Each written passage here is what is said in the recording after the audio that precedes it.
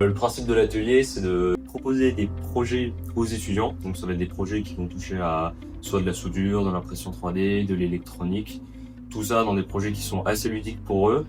Et l'idée, c'est que sans forcément avoir de connaissances, qu'ils puissent apprendre ces connaissances sur le projet et derrière faire un projet qui leur plaît. Alors moi, mon rôle de président à l'atelier, c'est surtout de superviser vraiment toutes les tâches du quotidien de l'atelier. C'est qu'on fait aussi de la vente de poissons, donc mon but c'est aussi de superviser que toutes les courses soient faites en temps et en heure, vérifier que Aubin fait bien son boulot en tant que trésorier et surtout superviser l'entièreté des projets. Donc ça va être nos journées d'immersion, les superviser la recette des projets et vérifier qu'un étudiant ne fasse pas n'importe quoi avec les outils qu'on a. Du coup, moi, je suis trésorier, donc ça va être toute la partie trésorerie. On a pas mal de boulot là-dessus parce qu'on a pas mal de mouvements d'argent au quotidien. Donc, ça va être mon quotidien, ça va être vraiment de vérifier tout ce qui se passe au niveau des comptes, d'envoyer les factures, de récupérer les factures. Et donc, il y a un vrai travail au quotidien là-dessus. En termes de chiffres, on est entre 20 et 30 membres de l'atelier. Et après, pour rejoindre l'atelier, rien de plus compliqué, vous venez toquer à notre porte, on vous fait signer le règlement intérieur. Tout le monde peut rejoindre, tant qu'ils ont envie de faire des projets, c'est le principe. Ouais.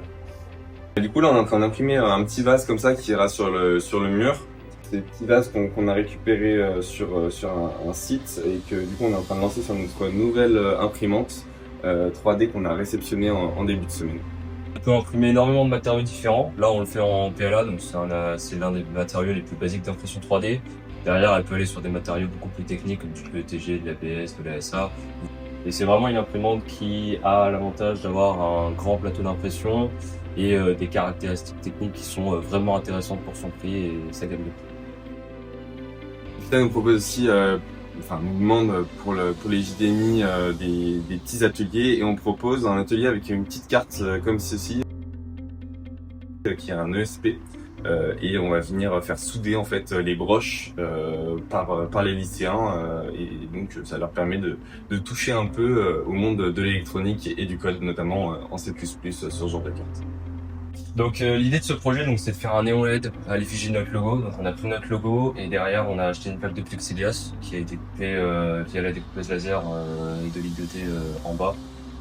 Et l'idée c'est de venir coller des gaines néons avec des rubans LED adressables pour avoir derrière un néon qu'on pourra coller sur notre magnifique mur végétal.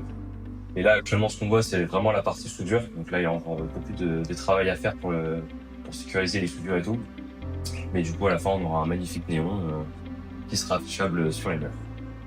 On a aussi certains de nos membres qui ont participé cette année à l'IPC, donc l'Innovation Project Challenge, qui consiste à créer des groupes de projets avec d'autres écoles sur une journée et de proposer donc un projet innovant qui vient répondre à des problématiques actuelles. C'est des projets inter-écoles. On a travaillé notamment avec Subbio et le SME principalement, mais aussi l'IPSA qui est toute nouvelle sur ce campus. Ça prend la forme d'un concours. À la fin de cette journée-là, on vient proposer un pitch. Donc là, c'était devant les directeurs des différentes écoles. Et on vient donc défendre notre projet devant toutes ces personnes-là. Ensuite, on a la possibilité d'être financé par les écoles pour réaliser nos projets. Et en l'occurrence, on a gagné, donc on sera financé pour les 3 prochains mois pour la réalisation de ce projet.